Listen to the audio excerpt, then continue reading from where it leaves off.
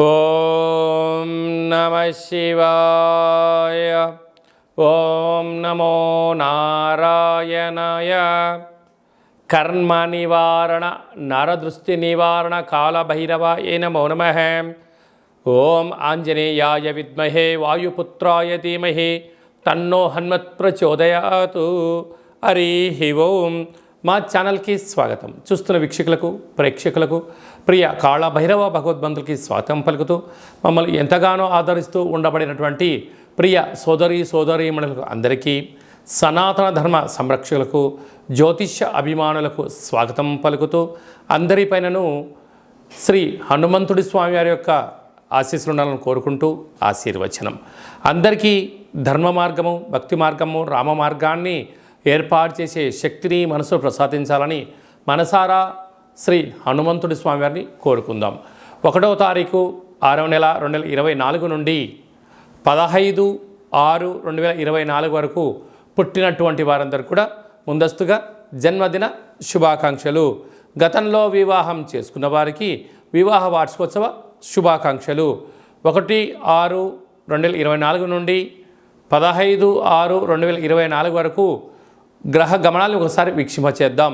ధనుస్సు రాశి జాతకులు గురువారం రోహిణి నక్షత్రం అమావాస్య సందర్భంగా గురు పుష్యార్క యోగంతో సమానమైనటువంటి గజకేసరి యోగాన్ని ఎలా పొందాలి, అలాగనే 6వ స్థానంలో చతుర్గ్రహ కూటమి యొక్క దోషాన్ని ఎలా తొలగించుకోవాలో ఈ వీడియోలో సవివరంగా సంపూర్ణంగా తెలుసుకుందాం. ధనుసు రాశిలో ఏ నక్షత్రాలు వస్తాయనగా పూర్వాషాఢ నక్షత్రంలోని 4 పాదాలు, ఉత్తరాషాఢ నక్షత్రంలోని 1 పాదము, మూలా నక్షత్రంలోని 4 పాదాలు కలిపితే ధనుసు రాశి. చాలామందికి పుట్టినటువంటి కాల సమయంలో డేటా ఆఫ్ బర్త్లో లేనటువంటి కారణం వలన పేరు యొక్క మొదటి అక్షరాన్ని అనుసరిస్తూ ఆ రాశిని తెలుసుకుని ప్రయత్నం చేద్దాం. ఏ, యో, బా, బి, బు, ధ, బా, డా, బే అక్షరాల వారితో ధనుసు రాశి జాతకులే. ధనుసు రాశి యొక్క అధిపతి దేవగురు బృహస్పతి. వీరికి తృతీయంలో శని సంచార స్థితి ఉండడం వలన అన్నింటా కష్టపడి పనిచేయాలి. అందరికన్నా అన్ని విషయాలను నేను ముందుగా తెలుసుకోవాలి. అది ధర్మబద్ధంగా ఉండాలి, న్యాయబద్ధంగా ఉండాలి. నాకన్నా గ్రామానికి, రాష్ట్రానికి, దేశానికి ఉపయోగపడే పనులు చెయ్యాలి, గ్లోబల్గా అందరూ బాగుండాలి అని మీరు కోరుకుంటుంటారు. కానీ అందులో మీరు కూడా ఉండాలని కోరుకున్నట్లయితే ఇంకొంచెము మెరుగైనటువంటి పరిస్థితి ఉంటుంది. ఈ సమాజం ఎలా ఉంటుందంటే నేనొక్కనే బాగుండాలి, నేను చేసిందే కరెక్టు, నేను ఏం చేసినా అదే ధర్మం అని అంటూ ఉంటారు. మీరేమంటారంటే మంచి పని చేస్తే 10 మంది ఓటు మీకేస్తారు, అప్పుడు మా మద్దతు మీకు ఉంటుందని మీరు అంటారు. కనుక లోకం పోకడ ఎలా ఉంటుంది అంటే ఒక్కొక్కరి యొక్క ఆలోచన విధానం అలా ఉంటుంది. కానీ ధనుసు రాశి జాతకులు ధర్మం, న్యాయం, ఆధ్యాత్మికత, సన్మార్గంలో ప్రయాణం చేయాలని మీ కోరిక నెరవేరబోతుంది. కాకపోతే అర్ధాష్టమ రాహు ఎవరైతే మీ సలహాలు స్వీకరిస్తారో వాళ్ళు విజయాన్ని సాధిస్తారు.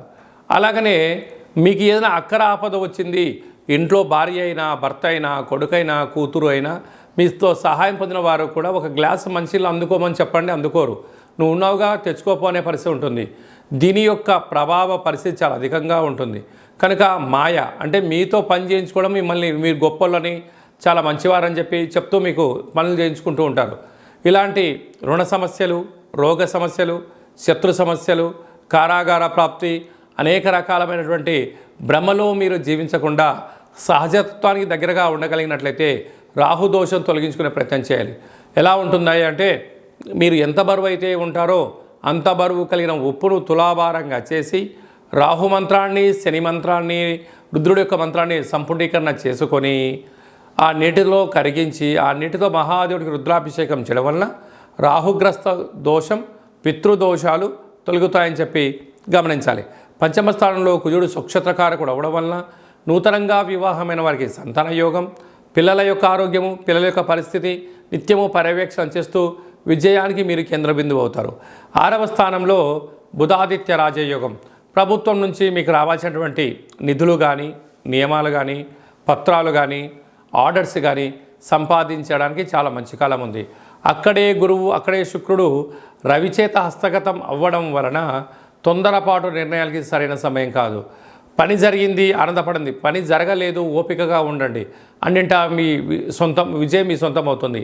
అలాగే గురువారం అమావాస్య రోహిణి నక్షత్రం రోజున ఈ 6వ స్థానంలో గ్రహాలు చతుర్గ్రహ కూటమి దోషం తొలగించుకోగలి అన్నట్లయితే తెల్ల జిల్లేడు వృక్షం దగ్గర దీపం పెట్టడం, ప్రవహించే నీటిలో మీ మనసులో కోరిక కోరుకొని కొబ్బరికాయను వేయడము, అలాగనే కాళభైరవ స్వామికి స్మరణ, దీపము, హోమము, కాళభైరవ స్వామికి అక్షయపాత్రను ఎప్పుడైతే సొంతం చేసుకుంటామో అన్నింటా విజయం మీ సొంతం అవుతుంది.